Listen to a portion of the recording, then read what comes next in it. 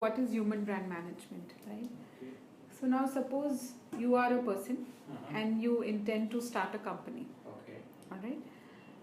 So you will start getting thoughts about the company, what is the business I want to start, right, and where do I want to go, what do I want to do, blah blah blah, right? Including you will decide a name for your company, that this is what I want to brand it, this is how I will promote it, this is how the logo will look and feel and everything. That is branding aspect of it. Now my question is that where are these thoughts coming from? What is making you think that this is the company I want to start, or this is the profession I want to be in, this should be the name of my company, these are the customers it should pursue, or these are the markets I should exist, whatever. Where are these thoughts coming from? So those are actually coming from, I think, depending on your inclination, depending on your experience, or depending on your imagination, right? That's right. So now when you're saying your inclination, your experience, you're partly right there. Yeah. So your experiences are creating a kind of belief system or thought system in your mind. Right. But before that, when you were born as a child, you were a blank slate completely. You didn't even had a name to yourself. Your parents gave you a name. That itself created a concept inside you. Okay. The moment people call you by one certain name, every time they call you by that name, it is adding some value to you. Alright? That's making your belief stronger that this is what I'm called. Then they told you a lot of things wherein you can do this, wherein you cannot do this, right? Those formed your belief systems. Maybe your father someday told you, you have to become this in life, okay? And that became your thought process that one day I will become this in life, right? So all that has been accumulating. And including other factors, the environment that you've grown up in, your teacher, education, everything, right? This is one aspect of it. The second aspect of it is when your soul came here. Now I'm going little spiritual, but that's the connection of human brand management. So when your soul came here, though it feels that the baby is a blank slate, however the soul had a purpose. That's why it chose certain family to take birth, certain set of parents. Why did it took birth in India and not in US? Why did it took birth into those parents only? Because the soul knew that if I'm getting born in certain situation, these are the experiences I'll face in life, and that is what the learning you were intending to have. Okay. Now, let's move forward with this. So with this background, now when you're forming a company, all your belief systems comes along when you're forming a company. So your vision for the company is also coming from this belief system that I will be able to do this much and I will not be able to do this much. Or certain people, suppose, who want to take company, like may want to make it a very big, huge company. Maybe they have a belief system, I want to be a big man one day, whatever. So basically the leader of the company is defining the vision of the company. And in return defining the brand. Okay?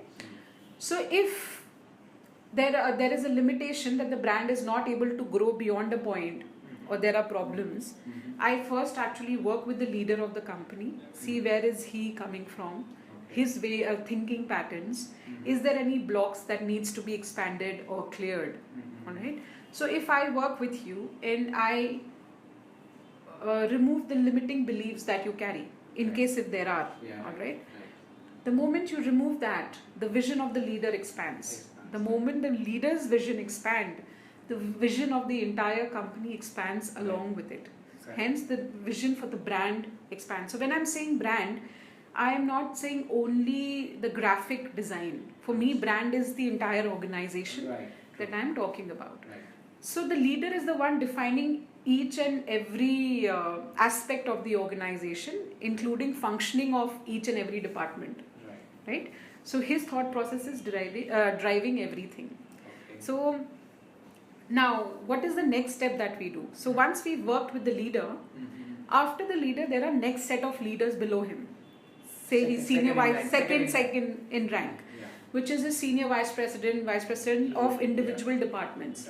Now they will have this similar thinking patterns that might match with the leader or that might not match with the leader. But if the second rank has chosen to work in that company, somewhere they are all working together to achieve the main leader's objective, because he's the one starting the company. Now, a lot of time difference of opinion is a positive thing because different viewpoints come on table. But a lot of time it can also be negative because there can be a lot of conflicts and clashes. What do you do in situations like that? Because the company performance then starts getting affected. So with there's a branch of systemic constellation which we called as business constellation. So using business constellation, these relationships can be healed and synchronized with the leader's objective that he has set for the company. Simply because he's the owner of the company and it's his vision through which the entire seed was laid out.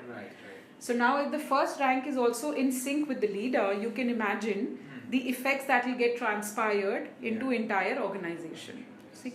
So that is what is the human management aspect of it. Now when I come to branding, depending on whatever the requirements of the company is, every color has a vibration. Likewise, every font, the way you write it, the way we say graphology. So the way you write it, every curve has a meaning, right? So when we design the brand also, or we define the brand, we inculcate the leader's quality into the brand. So that there is synchronization at all level. You don't have to do image management anymore, because the moment the leader speaks, he will, because he is himself. You can create the brand according to him. You cannot create a person according to the brand, right? So the moment the leader talks and the moment somebody looks at the brand, there is exact sync between the leader and the brand.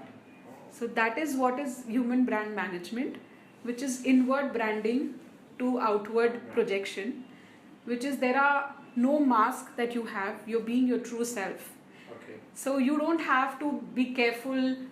A marketing guy don't have to dictate you or tell you, okay, when you go in public, talk like this, talk that. No, because you're being yourself and you're being the best. And you are reflecting your uniqueness to people. And since your uniqueness is reflected in the brand also becomes unique in itself. So then nobody can stop the performance of the brand. And that's what human brand management is all about. Interesting. That is the first time I heard.